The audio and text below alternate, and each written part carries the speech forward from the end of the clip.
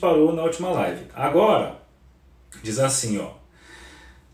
Esse é o ponto. Eu gostaria de tomar outros exemplos. Agora começa de fato a live de hoje. Deus sabe o quanto Freud é sensível no seu agrupamento dos fatos, e não é por acaso que as coisas vêm reunir-se em certos capítulos. Por exemplo, acontece no sonho, no momento em que ele toma certa orientação, fenômenos que são muito especialmente de ordem linguística. Um erro de linguagem é feito pelo sujeito em plena consciência. O sujeito sabe no sonho que é um erro de linguagem porque um personagem intervém então para corrigi-lo. Num ponto crítico, há pois ali uma adaptação que se realiza mal e cuja função se desdobra sobre nossos olhos. Mas deixemos isso de lado. Aí vem, agora começa a ficar bom. Tomemos ainda, eu escolhi esta manhã, um pouco a acaso, um exemplo célebre que Freud publicou desde 1898 no seu primeiro capítulo de Psicopatologia da Vida Cotidiana. E aí chegamos nesse livro aqui, sobre a psicopatologia da vida cotidiana. Lembrando que quando o Lacan falava do seu retorno a Freud, por mais que seja questionado por uns ou os outros, não teve retorno a coisa nenhuma, que nem freudiano era e coisas do tipo, se a gente fosse pensar o que é o retorno, se o retorno aconteceu, é o retorno do Freud a textos que estavam ali no começo da psicanálise e meio que os pós-freudianos abandonaram esses textos. Por exemplo, interpretação dos sonhos, dos 3 ensaios sobre a teoria da sexualidade e esses textos aqui, que é sobre a psicopatologia da vida cotidiana e o xiste em suas relações com o inconsciente. Até hoje eu não entendo porque na faculdade de psicologia não me apresentaram esse livro, porque acho que é um ótimo livro para você começar a se apaixonar por Freud. Tudo bem, é muito importante pensar lá nas instâncias psíquicas, no inconsciente, pré-consciente, consciente, essas coisas todas, mas também é legal vendo Freud, antes de chegar nisso, como é que ele foi raciocinando. Aqui tem vários exemplos, né, das manifestações do inconsciente nas coisas corriqueiras, nas coisas do dia a dia. Então eu mandei para vocês o PDF desse daqui, mandei também o PDF do livro do Antônio Quiné, A Descoberta do Inconsciente, que o capítulo 1 trata desse assunto. Então eu vou falar um pouco para vocês sobre esse assunto. Se você pegar então aqui no Lacan, você tem aqui, ó. Freud se refere ao propósito do esquecimento dos nomes, ao esforço que fez um dia numa relação com o interlocutor de viagem para evocar o nome do autor da célebre afresco da Catedral de Orvieto, vasta composição que se manifesta os fenômenos esperados para o fim do mundo e centrado na aparição do Anticristo. O autor desse afresco é Signorelli e Freud não chega a reencontrar o nome dele. Vem então outros. É isso, não é isso. Botticelli, Poltrafo, não chega a reencontrar Signorelli. Então vamos chegar aqui no próprio Freud falando sobre isso. Então, nesse livro aqui, Psicopatologia da Vida Cotidiana, primeiro capítulo, chamado Esquecimento de Nomes Próprios. E aí ele vai começar, vou pegar alguns pontos aqui, se vocês tiverem aí, muito legal de seguir. Se não tiver, depois vocês sigam, porque vale muito a pena. Ele diz aqui, ó. Em 1898, publiquei na Revista Mensal de Psiquiatria um pequeno artigo chamado Sobre o Mecanismo Psíquico do Esquecimento. Então você tem esquecimentos, né? Você tem uns pequenos esquecimentos. Você precisa falar o nome de uma pessoa e você esquece justamente quando perguntam qual é o nome de uma pessoa. Você troca nomes. Você ia falar uma coisa, acabou falando outra. Seu paciente faz isso, na hora que ele ia falar uma coisa assim... Ah, nossa, me perdi. Nossa, que coisa curiosa. Estava falando uma coisa, não consigo lembrar. Ou vai falar uma palavra, fala outra no lugar. Ou então é falado alguma coisa e causa uma crise de riso ou algo do tipo. Então, muito provavelmente está se deparando com manifestações do inconsciente. E aí, nesse livro, ele começa dizendo isso. Ele fala, nele, com base no exemplo expressivo tirado da minha auto-observação, submeti à análise psicológica o caso frequente do esquecimento temporário dos nomes próprios, chegando ao resultado de que esse incidente isolado, comum e não muito significativo do ponto de vista prático, de falência de uma função psíquica, a da memória, admite uma explicação que leva muito além do aproveitamento usual do fenômeno.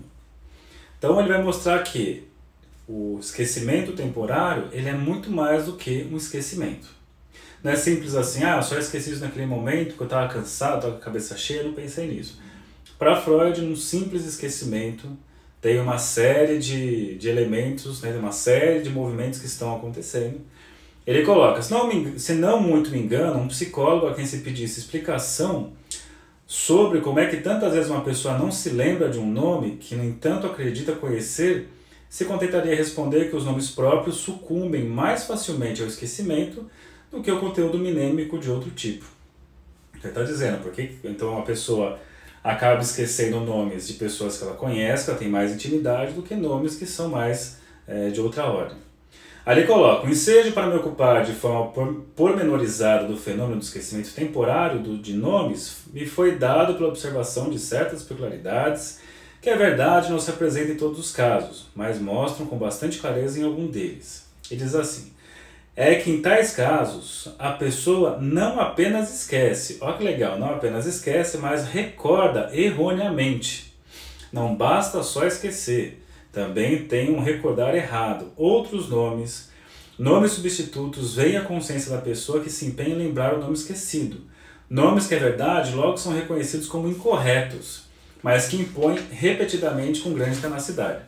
Que é aquela hora, eu já falei isso em alguma das lives aí da vida, que é interessante pensar no que é esse lapso, né, no que é essa manifestação do inconsciente, porque quando eu esqueço uma palavra, por exemplo, se de fato eu não soubesse essa palavra, se alguém me sugerisse alguma palavra no lugar dela, ou qualquer palavra, eu não poderia nem afirmar e nem dizer que estava errado, porque eu não sei que palavra é. Então é interessante que mesmo quando eu não lembro uma palavra, e alguém oferece uma palavra, é tal coisa, é não sei o quê, se eu não soubesse mesmo, eu falo assim, não sei, se eu não lembro, como é que eu posso dizer se é isso ou não? Só que quando eu não lembro e alguém oferece uma palavra substituta, ou tenta acertar a palavra, eu posso dizer assim, não, mas não é essa, não é isso, também não é isso, também não é isso. Então é muito legal que assim, você percebe claramente que você sabe, mas não dá para saber naquele instante, por algum motivo. Não é simplesmente não saber. E da mesma forma o Freud está dizendo que você não consegue se lembrar de um nome e você até se incomoda que você fica tomando uma série de outros nomes vêm à sua cabeça e fica mais te atrapalhando, mas não é esse, não, também não é tal nome, também não é tal nome. Então muitas vezes você até sabe que você tem que esperar passar um tempo para então depois o nome aparecer com facilidade. Então o processo que deveria levar à reprodução do nome buscado se deslocou, por assim dizer, levando dessa forma a um substituto incorreto. Minha hipótese é que esse deslocamento não é deixado à arbitrariedade psíquica. Então olha que legal. Então ele está dizendo que quando você esquece de um nome e outros nomes vêm à sua mente, não significa que os substitutos são arbitrários. Esses substitutos eles respeitam algum tipo de lógica, algum tipo de lei que tem uma associação, tem uma ligação direta justamente com o nome que você não consegue se recordar. Então isso é muito legal, porque também vai ajudar a pensar na pergunta do Lacan, se importa que a pessoa se lembre do sonho completamente, ou como o sonho exatamente foi, ou se a pessoa pode inventar, né? A pessoa pode improvisar. Porque mesmo que a pessoa vá improvisar, mesmo que a pessoa invente, será que ela consegue inventar alguma coisa que não tem uma relação com aquilo que ela quer esconder? Então o que eu costumo falar é isso, mesmo quando a pessoa inventa algo, essa invenção ela é composta do mesmo material ou tem alguma relação com o material do conteúdo original oculto. E até aquelas coisas você pode pensar que toda brincadeira tem conteúdo de verdade, porque você pode pensar assim, de todas as brincadeiras do mundo que você poderia fazer, você selecionou justamente aquela. Será então que eu simplesmente inventei qualquer coisa ou aquilo que eu inventei tem a ver com o desejo original? Então é por essa via que ele está indo. Então ele fala, esse processo é um deslocamento, se deslocou, então ele está dizendo e respeita algo, né, não é arbitrário, mas respeita caminhos reguláveis e calculáveis. Então é muito legal esse livro que ele vai fazer ao longo de, sei lá quantas páginas, mais de 300 páginas, e vai justamente estudar os caminhos e descaminhos que a palavra vai se montando e substituindo. Então minha sugestão, você quer entender, quando Lacan fala o inconsciente é estruturado como uma linguagem, quer entender a linguística na psicanálise, eu acho, na minha opinião, que um ótimo livro para você começar é por esse aqui do Freud. Porque o Lacan fala, tá aqui, ó, os principais escritos sobre o inconsciente do Freud estão nesses textos sobre a psicopatologia da vida cotidiana e o xiste, tá ali. Então minha sugestão, leia esse, leia o Xiste, depois você vai retomar as ideias que o Lacan vai trazer, articulando com o Saussure, com o Jacobson, com a ideia de estruturalismo, e vai ficar muito mais palpável. Né? Só às vezes fica caindo em umas coisas muito... como é que é a palavra? Abstrações assim gigantescas, aí você acaba não enxergando, mas como é que isso acontece na prática? E recentemente, inclusive, uma pessoa perguntou lá no grupo assim, mas na prática como é que funciona isso? Essa questão do significante, do inconsciente estruturado como uma linguagem. Aí eu trouxe uma explicação às básicas, mas ele falou, não, mas isso eu já sei, isso é insuficiente. Eu falei, então vá para o livro do Freud, para o Freud mostrar como é que ele pensa a coisa. Então isso, no exemplo que escolhi para análise, o nome que eu me empenhava em vão por recordar era do mestre que tinha criado os grandiosos afrescos. Os afrescos são os tetos, né?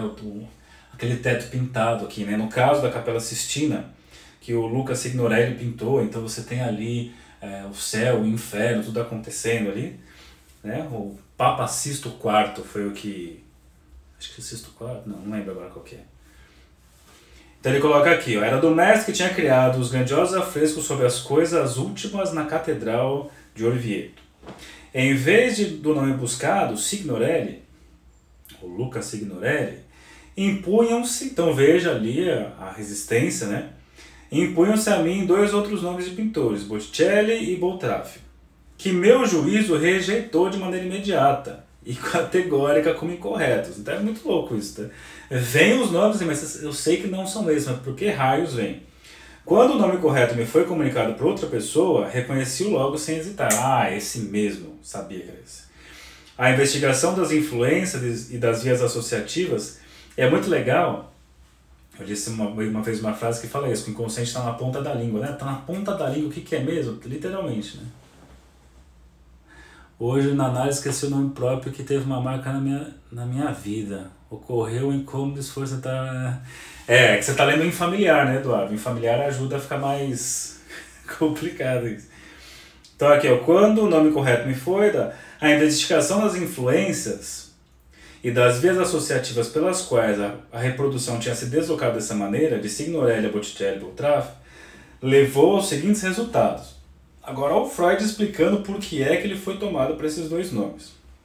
Então, a razão para o esquecimento do nome Signorelli não deve ser buscada numa particularidade desse nome em si, nem numa característica psicológica do contexto em que ele estava inserido.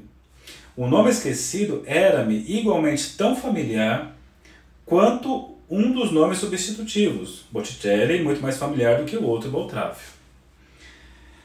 De cujo portador eu mal saberia indicar outra coisa senão seu pertencimento à escola milanesa. Mas o contexto em que ocorreu o esquecimento do nome me pareceu inócuo e não leva a qualquer esclarecimento mais amplo. Olha que legal, ó. Eu viajava de carruagem com um estranho, indo de Ragusa, na Dalmácia, rumo a uma estação em Herzegovina, que é Herzegovina, Bósnia. Calhou de falarmos sobre viagens pela Itália. Perguntei ao companheiro de viagem, esse estranho, se já estivera em Orvieto e se lá vira os famosos afrescos de Psicopatologia da Vida Cotidiana. Isso aí, Erika Klein. Isso aí, então ele tá num trem com um estranho,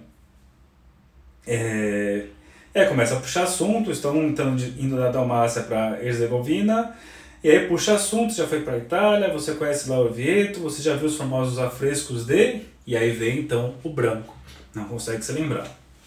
Aí vem a parte B da análise do Freud, aí ele diz assim: o esquecimento do nome apenas se esclarece quando me recordo do tema imediatamente anterior naquela conversa. Então veja que o que ele falou ali foi influenciado pelo que ele disse antes. Signorini? Signorelli, né? Não entendi aqui. Aí ele coloca aqui. É que assim pronuncia isso? Não sei, eu tô lendo aqui Signorelli, mas mesmo travando, então vamos lá.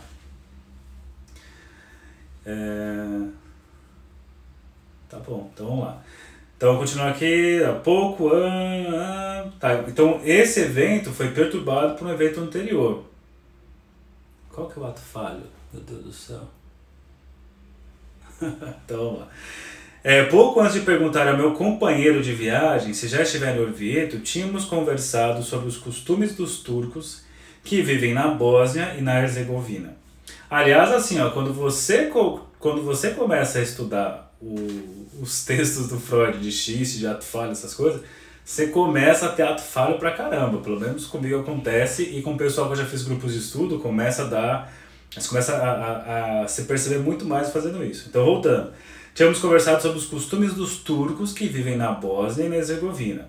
Contei-lhe o que tinha ouvido de um colega que clinicava entre esse povo, a saber que eles costumavam se mostrar cheios de confiança no médico e cheios de resignação ao destino. Então coloca o médico lá em cima, e se o médico disse, ó, vai acontecer tal coisa na sua vida, ok, né? Não tem muito o que dizer. Aí coloca aqui, quando é preciso anunciar que não há mais nada que se possa fazer por um paciente, eles respondem, Senhor, o que dizer? Senhor, Signorelli, o Herzegovina, daqui a pouco vai explicar o que tem a ver aí, o Herzegovina. Quando é preciso anunciar, tá? Sei que se ele pudesse ser salvo, o Senhor o salvaria. Apenas nessas frases encontram-se as palavras e nomes Bósnia, Herzegovina e Senhor, que é Her, que podem ser inseridas numa cadeia associativa entre Signorelli e Botticelli e Boltraffio.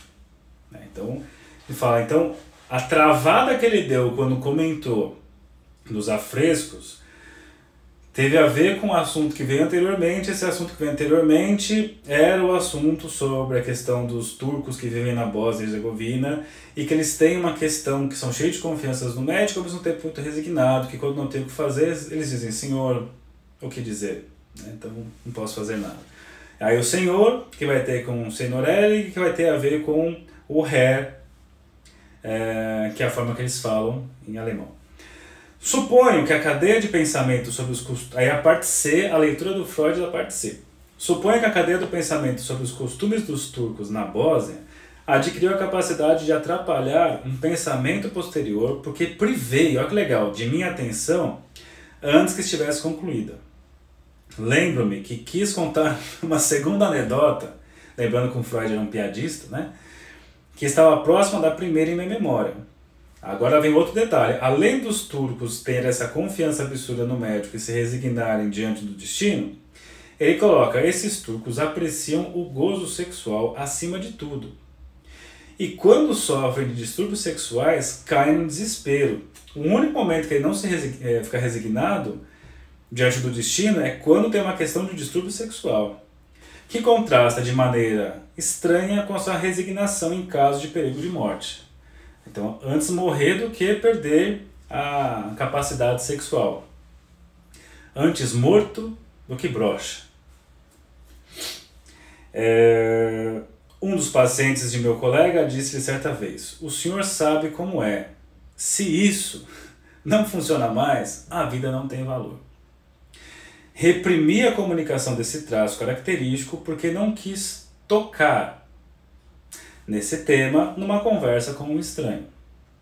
Mas desde que ele estava falando disso, o comichão de contar essa anedota veio para Freud, mas eles não falou, beleza. Mas fiz ainda mais também, desviei minha atenção da continuação dos pensamentos que poderiam se ligar para mim ao tema morte e sexualidade. Olha que legal aí. Já também aqui, ó, prevendo o que aconteceria com as pulsões lá da frente, né? Eros e Tânatos, mas é outra história. Na época, eu ainda estava sob efeito de uma notícia que tinha recebido poucas semanas antes, durante uma breve estadia em Trafoi. Um paciente que me deu muito trabalho tinha dado um fim à sua vida, por causa de um distúrbio sexual incurável. Então veja só. Estavam falando da Bósnia e Herzegovina, falando dos turcos e da relação que eles têm com o médico, de colocar o médico no lugar de saber, e da resignação frente ao destino.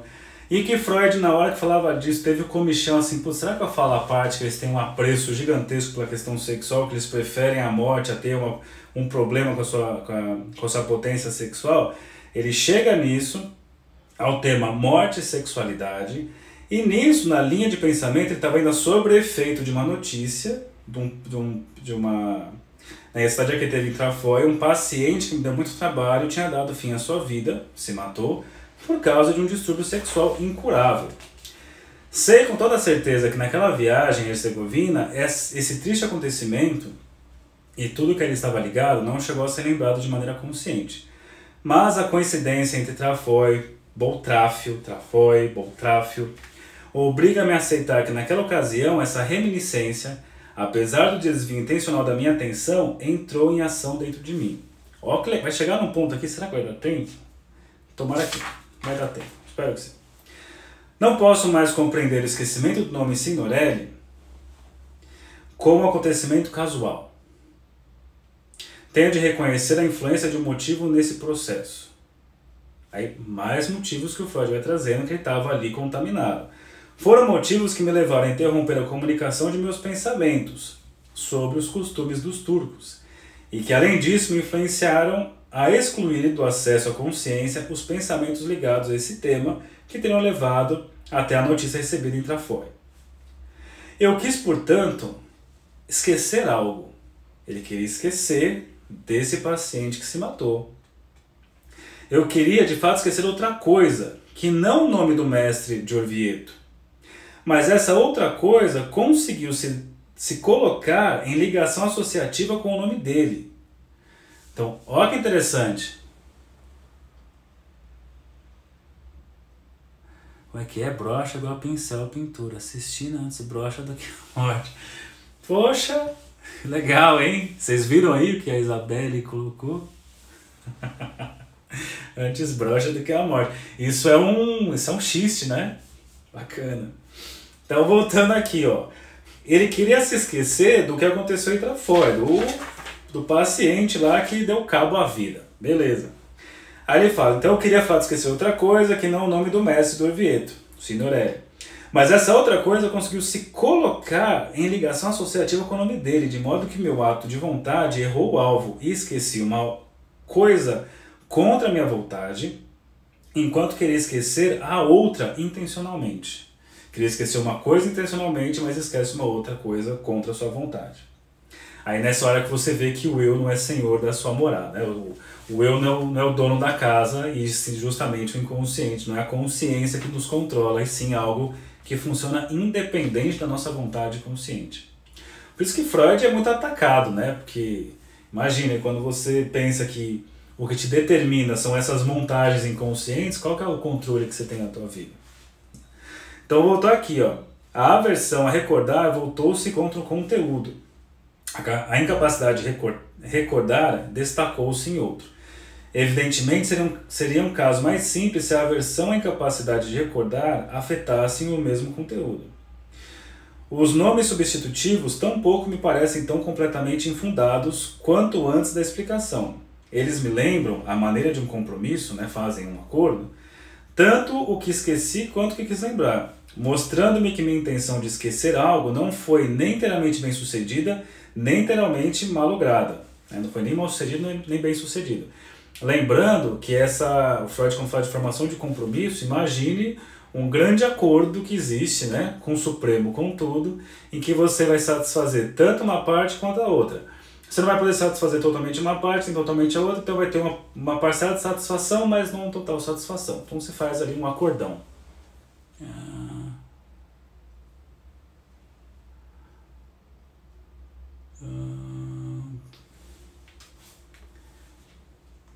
É assim, entende? Sim, o inconsciente comandando, né? E não adianta você dizer assim, você precisa, sei lá, se amar mais, se valorizar mais, ou aquelas coisas assim bem... Eu não gosto, né? Se vocês gostam, bom pra vocês. Quem é Saulo? Me fale quem é Saulo, né? Aí você cai em umas coisas meio... Enfim. Aí continuando, ó.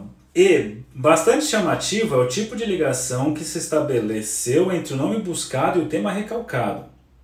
Qual que é o tema recalcado? Da morte da sexualidade, em que aparecem os nomes Bósnia, Herzegovina e Trafoi. O esquema introduzido aqui, que repito a partir do artigo de 1898, busca apresentar essa ligação ilustrativamente. Aí o Freud faz isso, ó. Olha que legal. Ó. Eu não sei, aparece acho que espelhado para vocês, né? Aparece ao contrário aí, provavelmente. Mas ele põe tudo aqui, ele põe aqui, ó. Ele põe o nome Signorelli. Eu mandei pra... Ó, eu postei isso no Instagram hoje, só essa foto. Mas eu já mandei nos arquivos, né? Do grupo do WhatsApp. Ele põe Signorelli. Aí ele meio que isola aqui o Signor. Aqui embaixo tem Herzegovina. Aí ele vai isolar o Her, né? Que é Senhor também. Embaixo, Senhor, o que dizer, também ele isola. Aí ele coloca esse Senhor, liga-se à ideia de morte e sexualidade.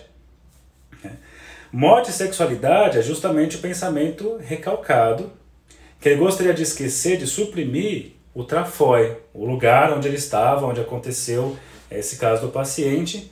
E esse trafói tem a ver com tráfio, do boltráfio, que é justamente o que aparece, aquilo que ele queria esquecer, não esqueceu, né? E aí aparece uma outra coisa, o que ele queria esquecer, que é o trafói, aparece em boltráfio. E aí ele coloca, esse boltráfio tem uma relação do bo, olha que bacana, com Bósnia e também com Botticelli. Então por isso que ele explica a deformação que acontece. Isso aqui é na página 33 dessa edição aqui. Tá? Então é muito legal, não sei, é que acho que vocês estão vendo espelhado aí, mas se você puder pega o desenho que eu mandei para vocês, que o Freud mostra bonitinho, ó. E é muito louco pensar dessa forma, né? Aí você vê o inconsciente estruturado como linguagem.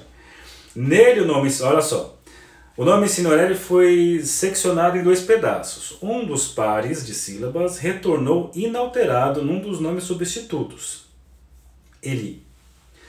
O outro, através da tradução Senhor, Senhor, Herr, ganhou múltiplas e distintas relações com os nomes contidos no tema recalcado, mas dessa maneira se perdeu para a reprodução.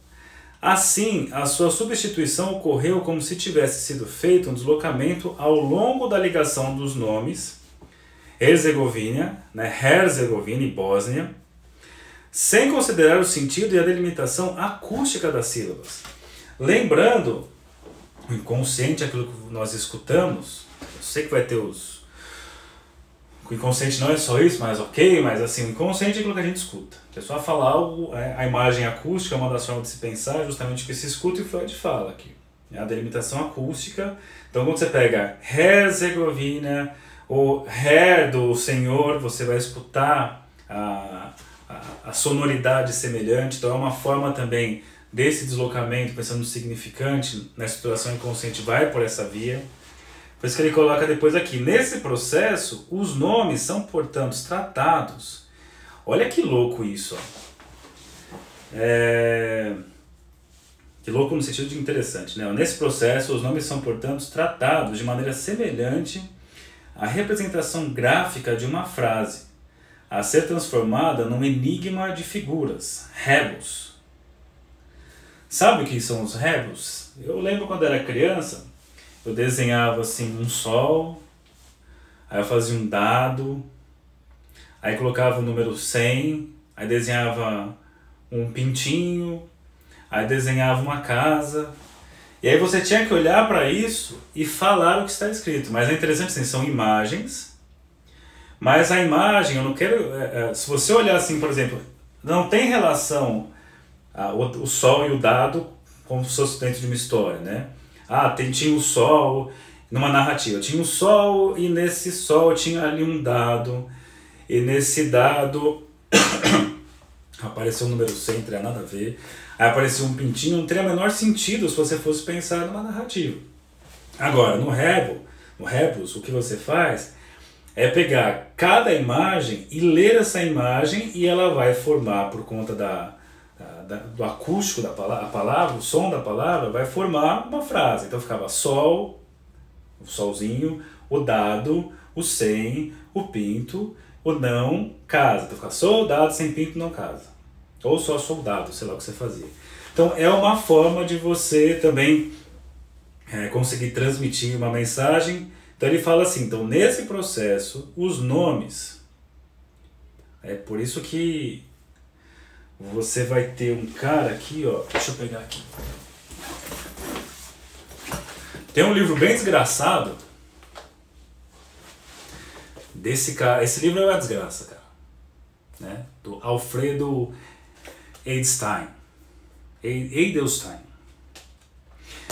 Livrinho desgraçado, você quer sofrer na leitura, vá nesse. E ele fala uma coisa aqui logo de cara, ele diz assim, ó, olha que bacana. Olha, ele diz assim, ó. Polêmica, 10h20 da noite, uma frase que vai mudar o que você pensa completamente sobre psicanálise no lugar do analista. Ele diz assim: não sei o quanto estas questões poderão estar próximas à prática de vocês, mas se essa prática é efetivamente analítica, em todas suas tardes de consultório, tardes, né? Eu trabalho de manhã, tarde, de noite, vocês também, deverão se deparar com o problema de distinguir entre escutar e ler. Agora vem a frase polêmica, olha, escutem. Um analista propriamente dito não escuta. Um analista lê. Ah, eu duvido que ele falou isso. Tá aqui, ó, só vai aparecer ao contrário para vocês, mas ele coloca. Um analista não escuta, um analista lê. O que será que ele quer dizer com isso? Não vamos entrar aqui, porque é outro assunto mais profundo que tem lá, não é o momento pra gente. Mas talvez pensar um pouco por essa via, né? Porque eu acho que é legal o que o Freud faz, porque ele está simplesmente escutando a palavra, ele está vendo a palavra. Ele está vendo, ele está desmontando a palavra, ele está associando uma sílaba com a outra. Aí a outra sílaba que você pega senhor, ele vai pensar então no ré. Mas se você não pensar na tradução, você jamais pensaria no ré. Então, olha só. Que é desgraçado. Fala para o seu filho, Luana, que desgraçado é aquele que não tem graça. Né? Sem a graça. Concordo com a ideia do analista. Eu também, né? Se um cara desse fala, quem sou eu para dizer que não? La língua. Então aqui, ó, nesse processo, os nomes são, portanto, tratados de maneira semelhante à representação gráfica de uma frase a ser transformada no enigma de figuras, rebus. A consciência não recebeu qualquer notícia de todo o processo que, por essas vias, criou os nomes substitutivos em lugar de signorelli. Tá vendo? A consciência não conseguiu perceber isso. Foi toda essa montagem que o Freud faz depois, só depois consegue chegar a isso. Uma relação entre o tema a propósito, do qual apareceu o nome Signorelli, é o tema recalcado que o precedeu temporalmente. Relação que fosse além desse retorno das mesmas sílabas, ou antes sequências de letras, não parece de início encontrável. Muito bem. Eu vou dar umas pinceladas agora só para finalizar esse texto, que é só um capítulozinho pequeno, que ele coloca aqui.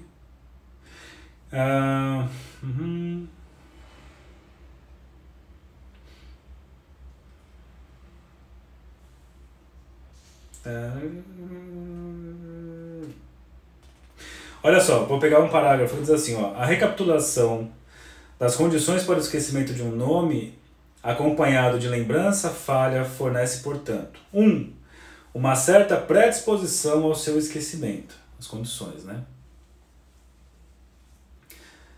Então, Ana, isso que a gente está tentando descobrir, ler ao invés de escutar, porque é uma afirmação que o Alfredo traz, que o Freud colocou algo parecido, mas eu não sei se eu justifico por isso, né? O caráter imagético da linguagem, não sei, não vou bater o martelo, não. Então, as condições, uma certa predisposição ao seu esquecimento, que já tinha lá a predisposição a esquecer de uma coisa lá da morte do paciente, um processo de repressão ocorrido pouco antes, que foi a hora que teve lá o comichão de fazer a piada e não vou fazer a piada, a possibilidade de estabelecer uma associação externa entre o nome em questão e o elemento antes reprimido. Provavelmente não será preciso colocar esta última condição no patamar muito alto, visto que as menores exigências feitas à associação bastariam para impô-la na grande maioria dos casos. Uma outra e mais profunda questão é de saber se tal associação externa realmente pode ser a condição suficiente para que o elemento recalcado perturbe a reprodução do nome buscado. Se afinal não se requer necessariamente um nexo mais íntimo entre os dois temas. Aí eu vou falar mais embaixo aqui. Porém, numa investigação mais minuciosa, descobre-se com frequência cada vez maior que os dois elementos, o recalcado e o novo, ligados por uma associação externa, possuem, além disso, um nexo de conteúdo. e também no exemplo de Signorelli pode-se demonstrar tal nexo. Aí ele vai dizer assim, deixa eu ver, dá tempo, putz, vou conseguir finalizar. O valor da compreensão que adquirimos na análise do exemplo de Signorelli naturalmente depende de queremos declarar esse caso como um acontecimento típico isolado. Deixa eu ver aqui o que precisa. Quase sempre. Ainda preciso alegar um outro ponto de vista em favor da natureza típica da nossa análise. Acredito que em princípio não se está justificado em separar os casos de esquecimento de nomes acompanhados de lembranças falhas daquele que não surgiram nomes substitutos incorretos. Né? Então quando você tem o lapso e você pensa em outros nomes, quando você tem o lapso não vem nome nenhum.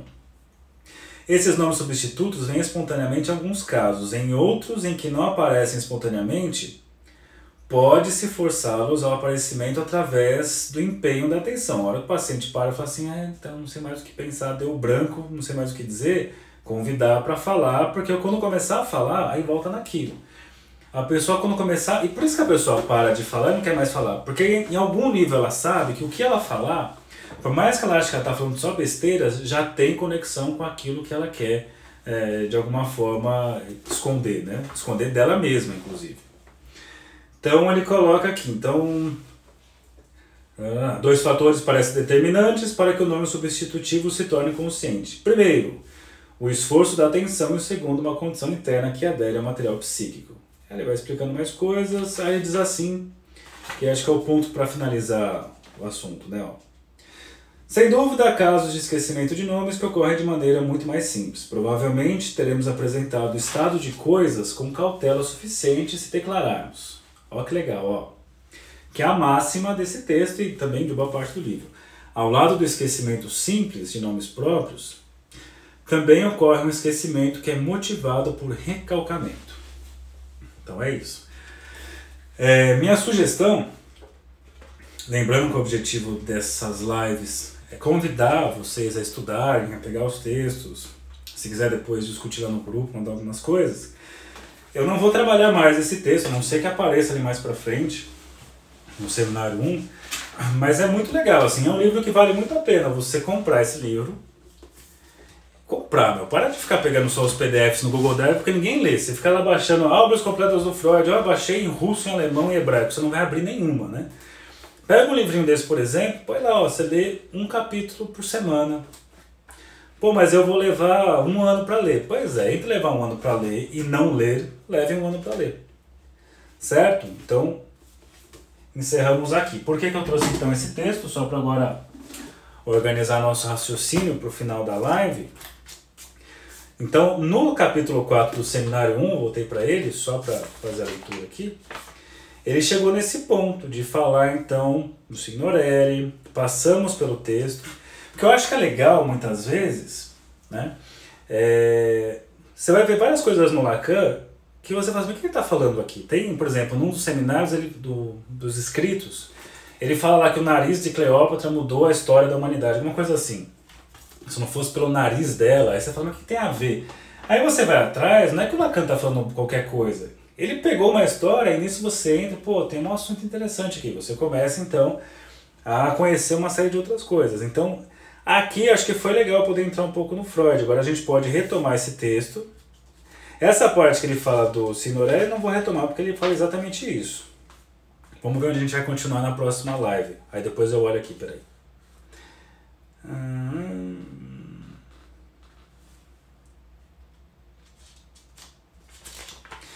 Não, gente, ó, sabe o que a gente vai fazer? Nós vamos retomar desse ponto mesmo aqui, ó, que ele fala aqui. Freud se refere ao propósito do esquecimento dos sonhos, porque buscamos no Freud, como é que aparece exatamente no Freud, agora vem a explicação do Lacan, baseada em Freud, e depois o que o Lacan fala para além do que o Freud disse, que eu acho que é bem interessante, inclusive, talvez para ajudar a responder a pergunta da Ana, e também para entender o que o Alfredo quer dizer quando ele diz que nós não escutamos, né? A expressão que ele coloca, né? Nós não escutamos,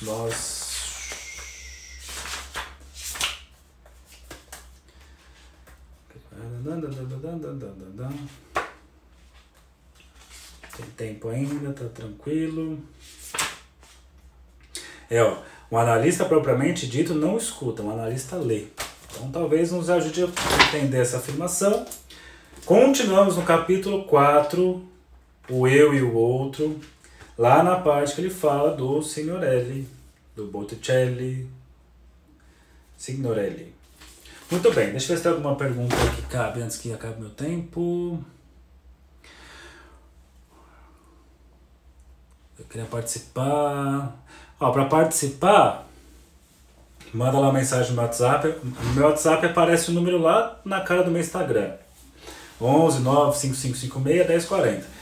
Eu te incluo, só que eu tô fechando o grupo, porque é legal, mas também cai às vezes umas discussões, tipo um dia lá ficou um quebra-pau, então, bom quebra-pau, mas tem gente que só quer entrar no grupo para discutir as questões do seminário. Então o que eu faço? Deixo fechado antes, um pouco antes de ter a live eu abro o grupo e depois eu fecho de novo.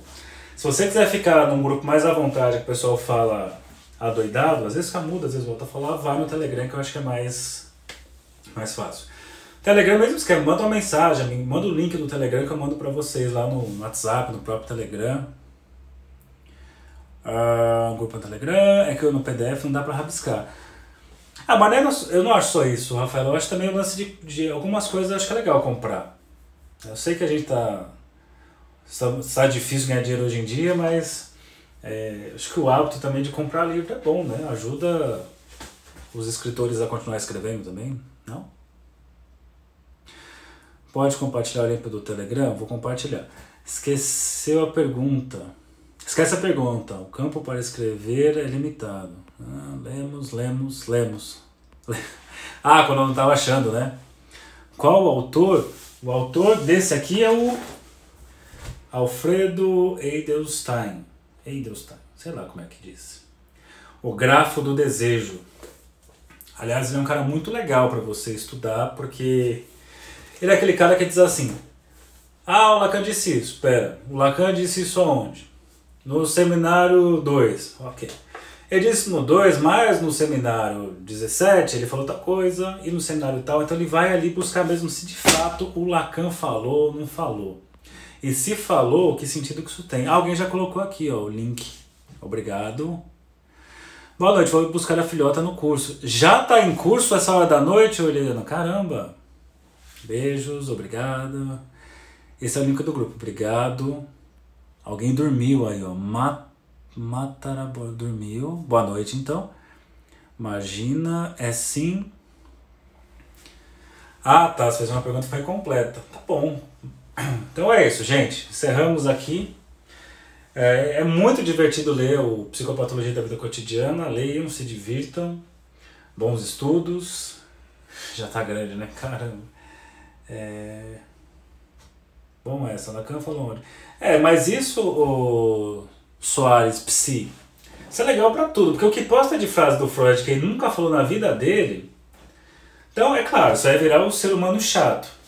Porque a Klein fala tal coisa, fala onde? Não, eu vi em algum lugar, viu aonde? No Frases UOL, né? Então você pode virar o chato que fica assim, mas aonde foi dito isso? Que é divertido também, né? Então é isso, bom descanso para vocês, bom resto de quarta-feira, boa semana. A live depois vai pro YouTube, ela foi quebrada ao meio, né? O comecinho faltou, mas foi só a parte que eu tava tocando para testar. É isso aí, prazer enorme te ver pela primeira vez, obrigado, isso aí. Onde foi dito isso? Pelo menos isso sábado na supervisão. Então é isso aí, gente. Começou a fazer a contagem regressiva. Eu preciso encerrar para salvar antes que eu perca. Tchau, tchau. Boa noite. Encerrar.